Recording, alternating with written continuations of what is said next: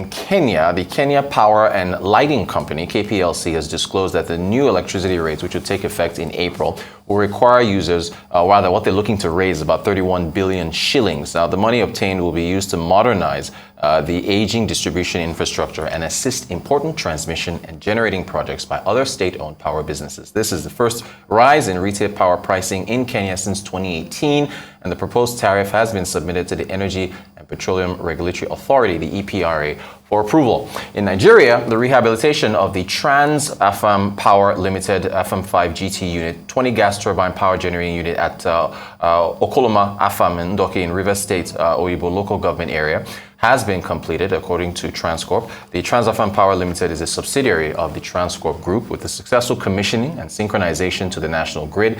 The renovated unit has successfully increased its capacity by 138 megawatts. Engineer Vincent Ozude, who's the MD CEO of Transcorp Power Limited, expressed his optimism over the recently renovated unit, which is capable of supplying electricity to up to 100,000 houses annually. Joining us to discuss further, he's usually in Abuja, and this is the first time we get to meet in person. Kelvin, should I be saying Happy New Year? Kelvin Emmanuel, CEO Dairy Hills Ltd. Kelvin, you're very welcome. Thank you so much. Good to have you in Lagos. Good to finally meet after over a year of talking to you from our Abuja studio. Thank you. Yeah, so what do you make of this development as far as in Nigeria, the Transcorp? To be honest with you, what Kenya is doing is what Nigeria should learn from. Yeah. Because you notice that immediately Williams Ruto took over, the first thing he did was remove PMS subsidy. Yeah. In Nigeria, PMS subsidy in 2023 is going to take nearly 7 trillion naira in budget, yeah, which is somewhere around 31% of the budget. Now he's gone into electricity. Nigeria, the government is giving subsidies and tariffs, grants through Nigerian Bulk Electricity Trading Company. Yeah. And Nigerians also have to understand that if you want more electricity, you need cost-reflective tariff. Because you have the GENCOs, you have the transmission company of Nigeria that is ailing. You notice that the output of the GENCOs is not proportional to what the DISCOs get, because there is loss impairment at the downstream sector for distribution of electricity, because of the whole issue of postpaid and prepaid. So we need to understand that, first of all, in line with what Kenya is doing, Nigerian government needs to privatize a part of the transmission company of Nigeria to bring in private sector players to invest in the ailing infrastructure for distribution of power from the GENCOs to the DISCOs. Yeah. You also need to, raise the tariffs so that the DISCOs can reduce their loss impairment and they can stop getting grants and subsidies to cover for the loss impairments to the GENCOs. These are the issues. Can you raise, this is both Kenya and Nigeria now, can you raise tariffs when you have skyrocketing cost of living? Inflation is all decelerated a bit for Nigeria. I think Kenya is coming down a bit, but still very high. That delicate balancing act of trying to raise tariffs when costs are going up for everybody else, how do you, is it something you just have to do because you've wasted so much time? I mean, how do you thread that needle? The next president of Nigeria has $171 billion in debt. Wow. To tackle. Yeah.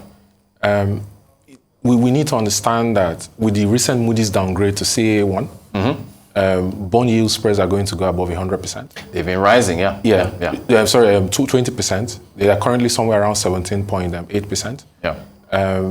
We need to understand that the fiscal strategy paper in the medium-term expenditure framework has an impact on monetary policy and has an impact on inflation. Yeah. In my opinion, the Monetary Policy Committee is ineffective to control cost push and demand pull inflation because the government strategy to cover budget deficit, which is through debt, right, is not viable. Yeah. So the next president needs to increase the revenue to GDP ratio of this government. And I honestly believe that we need to focus on our comparative advantage. We have a comparative advantage with gas. Yeah. Nigeria has a gas capacity utilization of 32%. Yeah, it does a lot of flaring. A lot of the IOCs get gas flaring permits under the Associated Gas Reinjection Act, and they flare gas. So Nigeria loses about 60% of the gas. And if you look at currently the 1.5 million barrels of crude oil that is drilled every day, it generates about 9 billion cubic feet of gas from its wellheads. Now, if you look at that, if you convert it, you realize that Nigeria is losing somewhere around 184,000 metric tons of LNG potential on a daily basis because it doesn't have, NLNG doesn't have the capacity more trains to be able to convert the gas that comes out of wellheads. That is a revenue source for the government. The Nigerian government can generate up to $28 million daily if it achieves 90 to 95% gas utilization from the wellheads. That is a means for revenue for the government. Yeah, but even Transcorp was saying that there's still issues of gas shortage, right? And I think that's priced in dollars, and the gencos have to get that and then now pass it down the line. But how do we? I think there's a significant investment that needs to be made for you to be able to capitalize on these. It's gas gathering infrastructure, right? And yes. Which is expensive. It's expensive, yeah. And you see the issues of distribution. You have to trap the gas. You have to filter the gas. You have to either compress the gas or liquefy the gas or pipe it. There's a lack of infrastructure. There's sabotage. Okay. Now, there is something that is very important for us to pay attention to. If you look at the FDI volumes over the last 13 years, you notice that we went up to a high of about $11 billion yearly, yeah. And we dropped to less than $2 billion. Yeah. The question the government needs to ask itself, and this also ties down to the supply of FX for the CBN to supply the markets in Nigeria. Why are foreign direct investors, non-speculative foreign direct investors, not bringing capital into Nigeria to register a certificate of capital imports? And the reason is because they don't have FX guidance.